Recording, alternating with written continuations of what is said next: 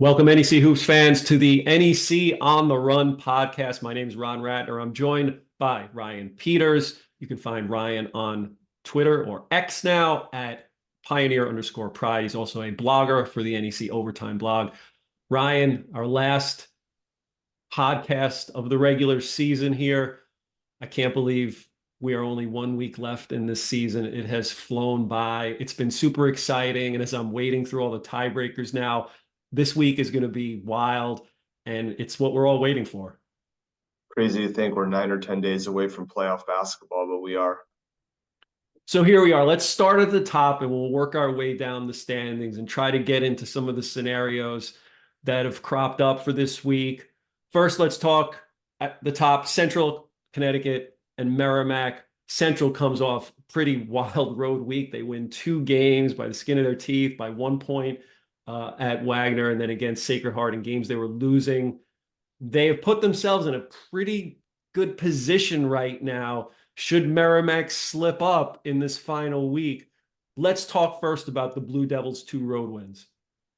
They're like cardiac kids out in New Britain. It was amazing because they had a 7.5% probability when they were trailing Wagner 32-12 in the first half. They come from behind and win that game.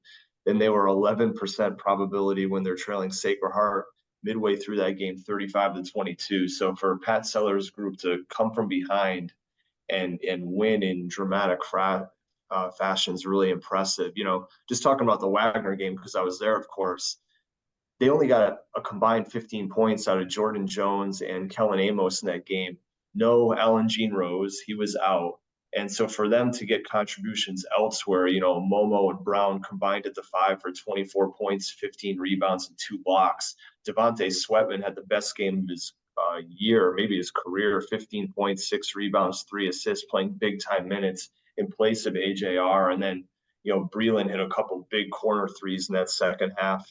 That's a tremendous win. And then Sacred Heart, again, you're down double digits against a potent offense that the Pioneers have. But, Gene Rose's presence inside the arc really keyed the Blue Devils. Again, Breland hit some big shots. He had 6 threes in that game. And Central Connecticut, they win. They got 2 favorable games now. They're hosting LIU, and then they're hosting Stonehill. So if they do their job, they just need Merrimack to slip up once in these 2 games, at FTU and then at Sacred Heart, of course. So it's gonna be a tough road for Merrimack, but obviously they're playing really well. We're going to talk about them soon. But Central's in great shape going into the final week of the season.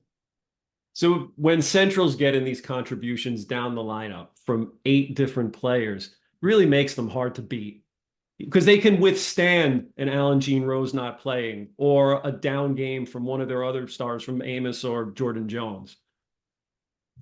Yeah, and the thing I preach on this team is versatility. Kellen Amos didn't have a great game against Wagner, but he was very active defensively, getting blocks, getting deflections. His length is a real problem for the other team on defense.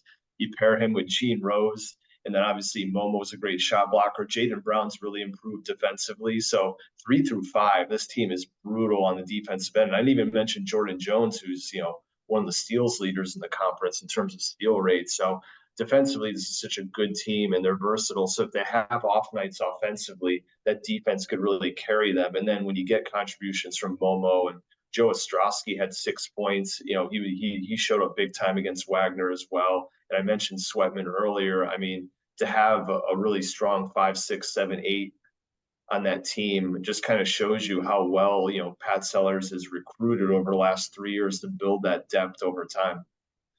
Yeah, Central, they flirted with danger, but they won both games. They've had 8 games this season in which have been decided in NEC play by 5 points or less. They won 5 of them. So their ability to win close games has put them now 1 game behind a Merrimack team that had hoped that they could sew things up last week. That didn't happen.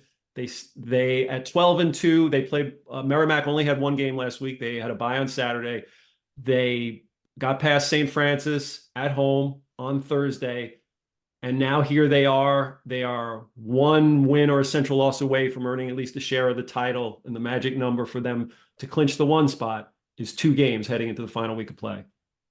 Yeah, a workmanlike victory over St. Francis. You had, at least 6 Warriors scoring 7 points in that game. Durkak, 11 and 7 assists. Bud Clark, 13 and 5 assists. Devon Savage, 3 triples. They forced 20 turnovers. Another ho-hum performance for Joe Gallo's group. And think about this. Since Merrimack has entered Division I basketball, they are now 32-9 in the month of February in their 5 years playing in the Northeast Conference. And they've won their last 16 February games dating back to 2022.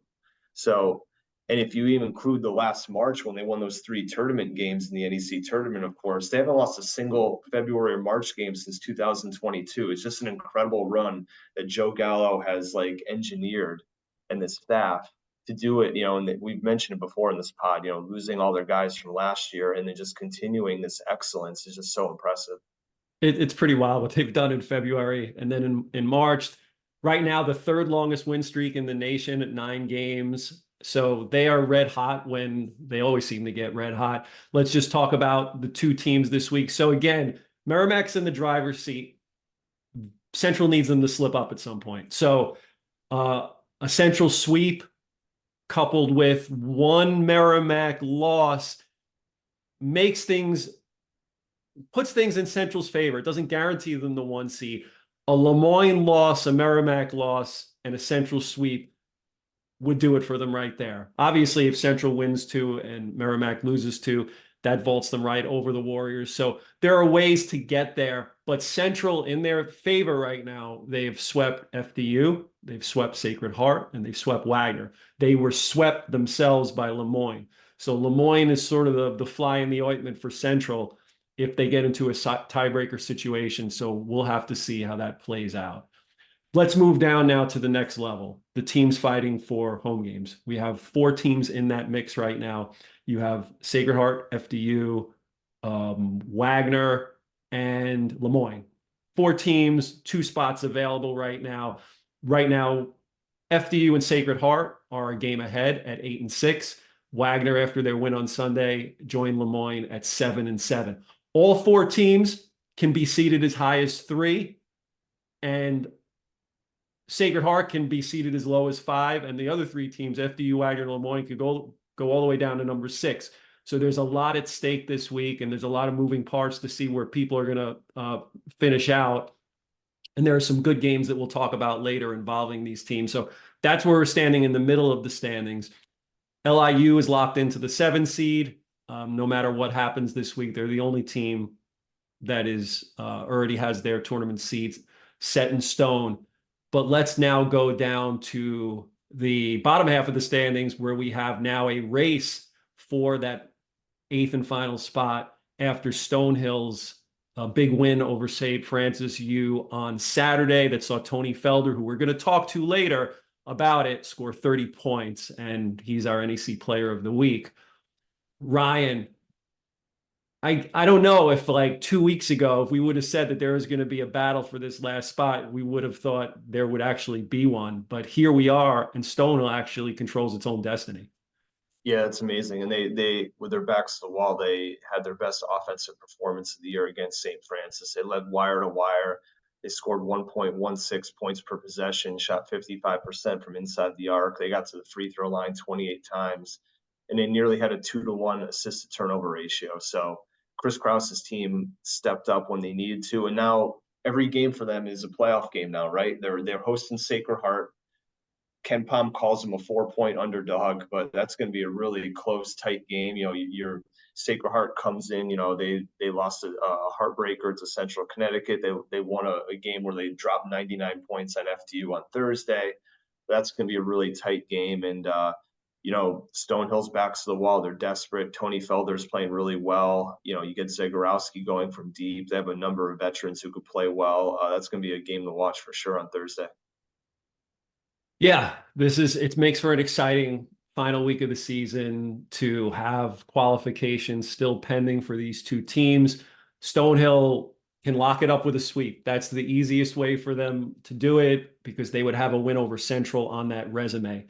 So we'll see what happens. St. Francis, they host Lemoyne. If they take care of business there, they're in pretty good shape unless Stonehill sweeps. So we'll see what happens there. whatever it is, we'll have one very, young team involved in the playoffs. And as we've seen with Stonehill playing Merrimack this year, they already played them tough once. Now, granted, going up to Merrimack and winning in Lawler Arena will be tough for any team to do.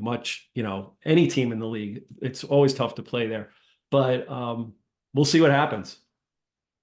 Yeah, I'm sure Chris would love to get that Merrimack game back because they were up 5 with about 2 minutes left, and then the Merrimack defense just kind of ratcheted up and really played well down the stretch, and then Bud Clark took that game over, right? Made that jumper, I think with like 9 seconds left in the game to pull it out and kind of to win a game that quite frankly it looked like Stonehill was going to pull off that monster upset, but it just shows you the dangerousness of Stonehill. This is a team that, despite their record, can beat anyone at any time, and they'll definitely be a very feisty 8 seed should they get into the NEC tournament.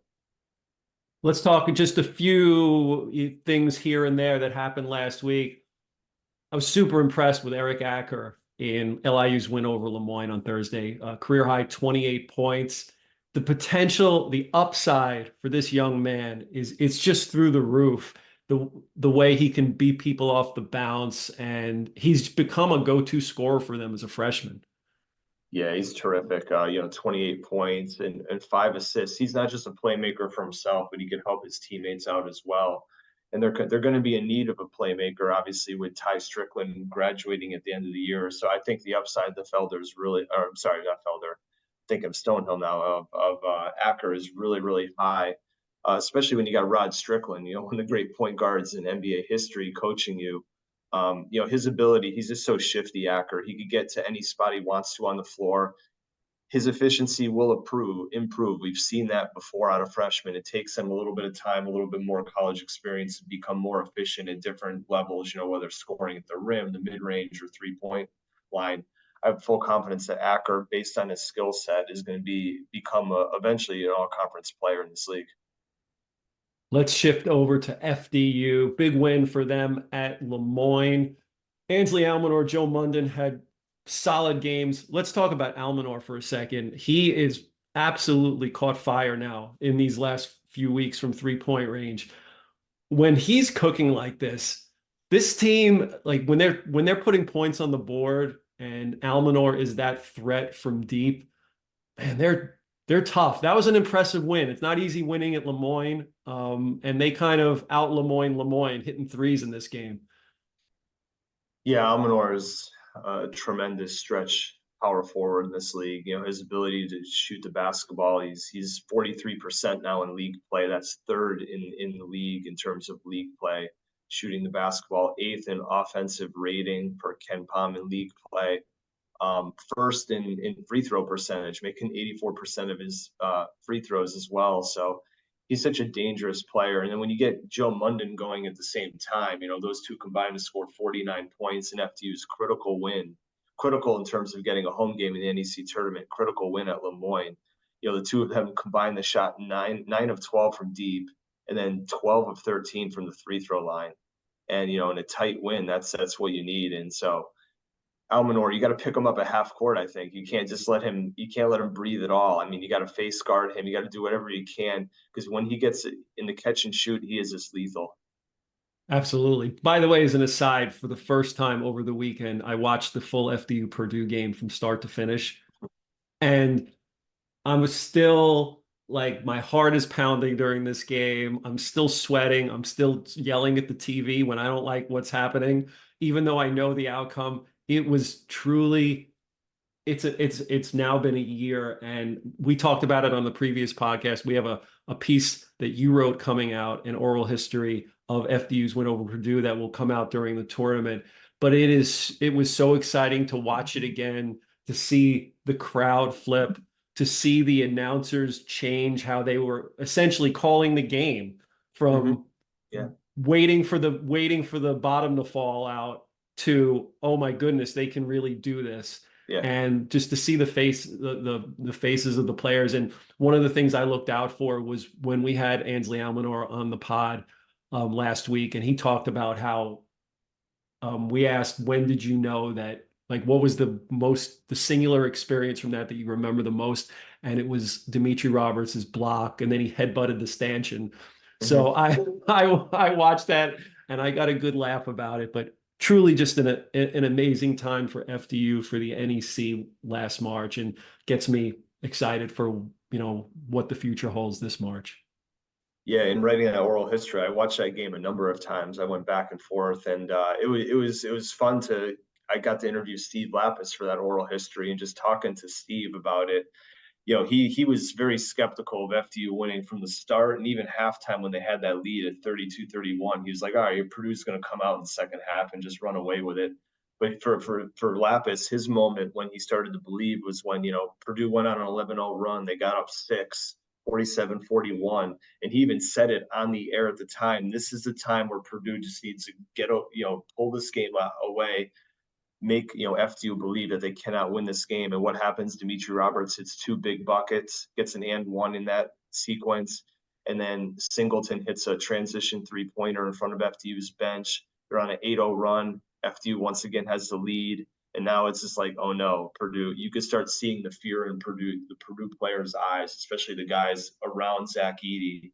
They're double triple teaming Edey, and they're out there. Edey's doing the right thing, kicking out to the open shooter, but a lot of the Purdue guys just were kind of like shell shocked late in that game.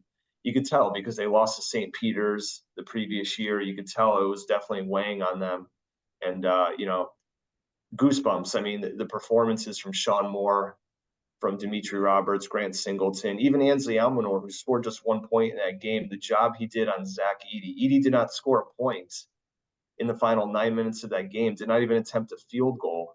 So the job that he had to do to front a guy that's almost 100 pounds heavier than him was just tremendous. So it's just a great all-around effort. It was just fun talking to Coach Anderson and Coach Castleberry and getting their reflections. And even a year later, they're just, you could tell that the moment still moves them tremendously. They still get goosebumps talking about it. Yeah, I did watch to see Almanor's defense, which you can key in on more in watching it on the replay than you do the first time when you're all caught up in the excitement. And he did do a great job. And I'm on Team Tweedy. Cam Tweedy had some Yeah. big buckets in that game, some Yeah. big offensive rebounds. So I mean, I know they miss him this year, but he was huge for them in that game.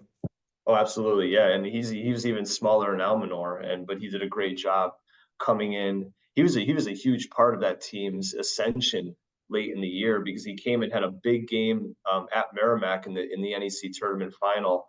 And I really do believe when they lost him in this preseason with the knee injury, it definitely hurt FDU a little bit because it took away some of their depth. He was their best rebounder. You kind of pair him with Almanor or Emmanuel, it makes for a lethal front court. But I know he's been rehabbing hard, and he's going to come back next year and be a presence for FDU. All right, let's get back to this season. A couple other things I want to talk about. Just quick, Sacred Heart dropped 99 points in their win over FDU, most points in an NEC game this season. They had lots of players came up big in this one. Six players scored in double digits. Yeah, Kyle McGee, continued his hot hand, 21 points. Joey Riley at 18. Sacred Heart shot 65% from two. They were 12 of 22 from three. They had 25 assists. Um, Sacred Heart's dangerous because they could score with anyone, and they have a number of guys who can score, even guys off the bench like Solomon, who's played really well lately. Carpenter, we mentioned, Brandon McGuire as well as a great point forward. So they're dangerous because they could score a lot of points and they could score them in a hurry. If you get Sacred Heart on one of their good shooting nights, you're in trouble. Last thing I wanted to hit was Wagner, an impressive win on Sunday in our CBS sports game against LIU. Held LIU to 1 3-pointer, the lowest amount in any NEC game this year. Melvin Council, once again, super duper. Like there's a player who's just coming into his own now. Looks so comfortable out there.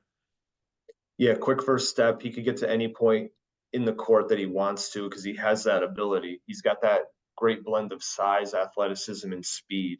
And he thrives in transition. He thrives off the bounce, but he's starting to make more jump shots too, which makes his game far more difficult to kind of contain. And For me, Kelton had a big game too, 4 3-pointers. He's been quiet for much of the conference season, but when you get him going, 14 points, 4 of 6 from deep, that just adds another dimension to Wagner's offense, especially when you get him and Julian Brown hitting threes. Yeah, also Keontae Lewis had those 3 blocks in the first half, stayed out of foul trouble the whole game. He's been on kind of a roll of late. I think he scored in double digits in his last 4 games now. Yeah, he's really good. You mentioned foul trouble is a big thing with him. He's got to stay on the floor for Wagner, especially amid their short rotation. But yeah, you can't move him off the block. He's very good. He's got a nice little post game. He's got a baby jump hook over his right shoulder. That's pretty good. Very good offensive rebounder. And like I said, if he gets good position on you in the low block, forget it. He's making that bucket 70% of the time. Welcome, NEC Hoops fans, to this week's open mic. Today, our guest, Tony Felder, Stonehill College, sophomore guard. Tony, thanks for joining us on the show. Thank you for having me. All right, Tony, you're coming off a big game on Saturday, career high 30 points. You were showing off the full arsenal, reverses, threes, pull-ups, working it in transition. How quick into this game did you know that you were going to have a big one? It was a must-win game, so I just knew I had to do anything in my willpower and in our team's willpower just to get the win, so to stay alive. So once I got like the 3 free throws in the beginning, it just got me a little rhythm to continue going throughout the whole entire game. How did the home fans, how much does that help when you hear that support in the crowd? Man, it's definitely a blessing. My whole family's there, being a kid right around the corner, being from right around the corner. So just having my whole family there and having the whole crowd section there just helps us. That home court advantage is real, for sure. Tony, that was a complete performance against St. Francis. You guys led wire to wire, and I know it's been a hard year. You've had a lot of injuries, you've had a lot of bad luck, you've lost some close games. You took Merrimack to the brink the other week. How have you and your teammates been able to stay focused and continue to battle on game in and game out? My coach says, good sailors. He says something about good sailors. Hold on. He says good sailors have rough waters. So you learn with the tough times you go through, you learn how to build to beat that adversity. And now is like a perfect example of that. We got to win. We have a chance to get in. I feel like that's what we need, just a chance. And I feel like we could make some noise. And talking about adversity, a person like you're 5'10", you might be 165 pounds, but the fact that you're playing at a high level of Division I, first at VMI and now at Stonehill, just curious, what have been keys to you in terms of being able to score, especially from inside the arc, given your size? Just really just working hard. Confidence comes from just putting in work. So just continue to put in work each and every day, just trying to be the best me I could possibly be for my team. Yeah, and you showed an ability to score at 3 levels against St. Francis. You've shown that ability all year. Your mid-range game in particular has been pretty impressive. Your pull-up, you had a step back. How much time have you been working on your mid-range? Does that go back to your high school days? How did you develop that part of your game? Same exact thing. I just feel like throughout since high school, college, even middle school, just having that routine and just continuing to do it and just shoot as much as I possibly can and just get rhythms. And once you feel it, you build a confidence from getting shots up all the time. So that's really it. Tony, as you worked on your game growing up, is there anybody that you patterned it after, college player, pro player? I have a few favorite players, but you obviously learn things from different people. Like I watch a lot of YouTube and I watch a lot of things on how to be a better leader, how to be a better player. But for leadership, I watch a lot of Chris Paul. I'm trying to understand why he's such a good leader. And in basketball, Damian Lillard's always been my favorite player since a young kid. So I love Damian Lillard, just how he attacks the game and how he can score at will and also get his players involved. So, is there a tip that you learned from watching Chris Paul as far as leadership skills? There's something you picked up from that you've applied in practice? You know, you have to learn that like your teammates, like you guys are brothers, but they might not always love you and how you might come across sometimes. And that's something I really picked up from him. Like with me, like I always like to be loved by people and try to be the best person I could be, but I had to learn that like, you know, you can go at people and they'll still love you the exact same way. So that really was just something I had to learn and try to implement into myself. What a great lesson. That's awesome. Let's switch gears a bit. You're from Brockton, pretty close to Easton now. How how cool is it to come home now and play, as you said, in front of your family and play so close to home? It's a dream come true. Being able to play close to home, you know, I always wanted to do that since like being young. So to be able to do it, my family's at every single game. You should see my list for the people I have to bring into the game each and every day. That's especially home games. So it's definitely a blessing having friends come, having family come, and just being in a more comfortable situation. You know, your experience at VMI, you had a really good freshman year. I'm just curious, you know, you were far away from home that year. You know, how did last year really mature you and maybe build up your desire to play closer to home now at Stonehill? Man, VMI is a special place for sure. It definitely taught me a lot about myself, about my character, about being disciplined, about just all aspects of life. It was definitely a hard year for sure. Like I'm not gonna sugarcoat that, but it taught me so much in that one year that I I wouldn't ask for anything else for my freshman year. All right, let's Tony, if I, shift gears. I said, go go ahead, ahead, Ron. you can go. I'd say let's shift gears. You know, you talk about Damian Lillard. Let's say you're Lillard late in the game, ball in your hands, late in the shot clock. Stonehill needs a bucket. What's your go-to move? Where on the court are you trying to get to? Something about me is I don't want to give out too much information, but I love getting to a little spin. I love my spin move. I work on it a lot, and you know, I've been in that situation twice this year, and both times I haven't been successful. So hopefully, the next time I'm in that situation, and maybe I get to that move, maybe I can knock it down. But I work on it so much, and I'm so confident in it that like I know that if it goes in or if it misses, you know, just be confident in anything you do. So that's really it.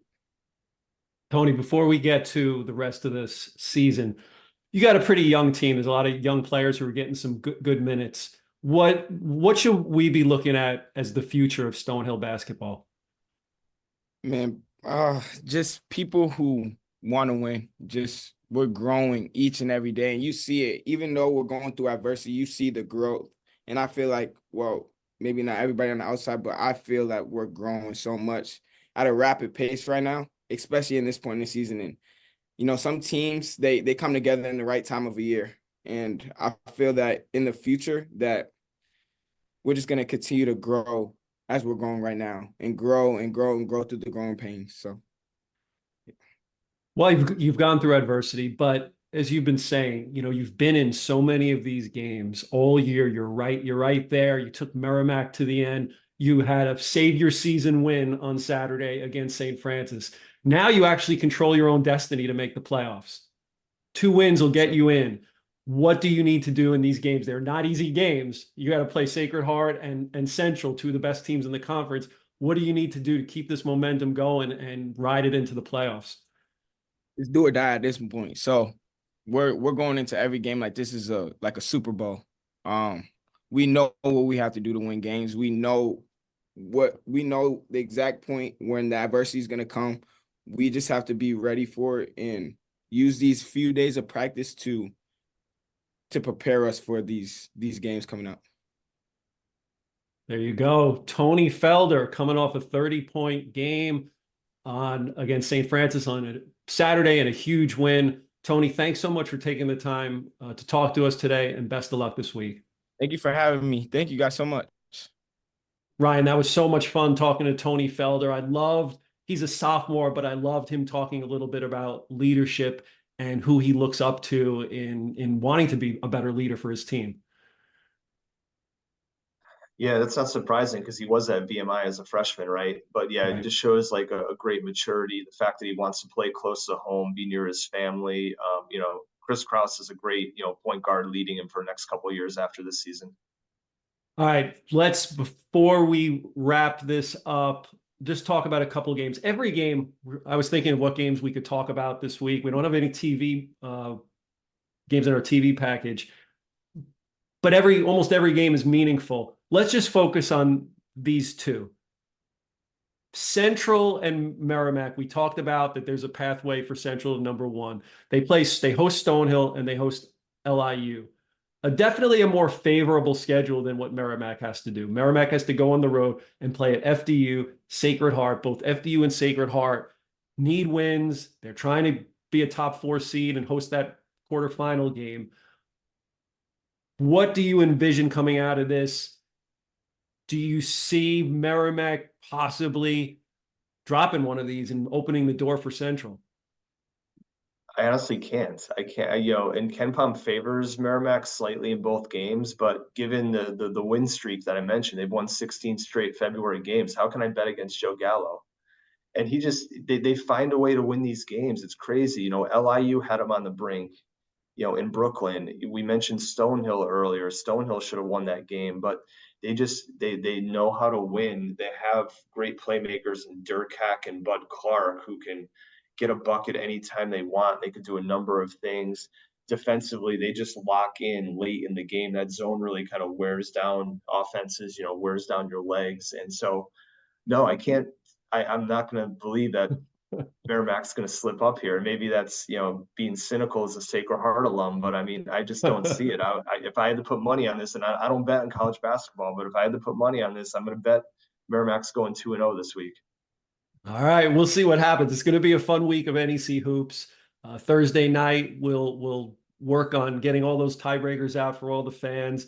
And then Saturday, we wrap it up. And as you said, by Wednesday, March 6th, we are in playoff mode for the quarterfinals at home sites, all up and down the footprint. So I'm really excited. Ryan, I want to thank you this season for joining us. Thank you for all the writing you've done for the blog and for being my partner in crime here on the podcast.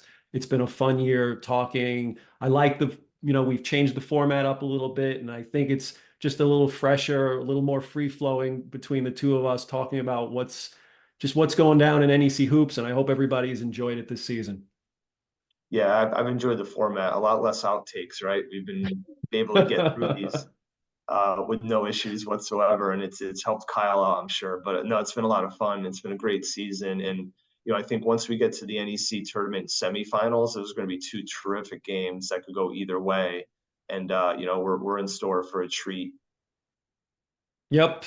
Thanks, fans, for joining us thanks for joining us on the NEC on the Run pod this year. We will maybe be back and do some previews during the playoffs, but as far as regular podcasts, this will be our final one of the season. Hope you've enjoyed it, and good luck to all our teams this week. It should be fun.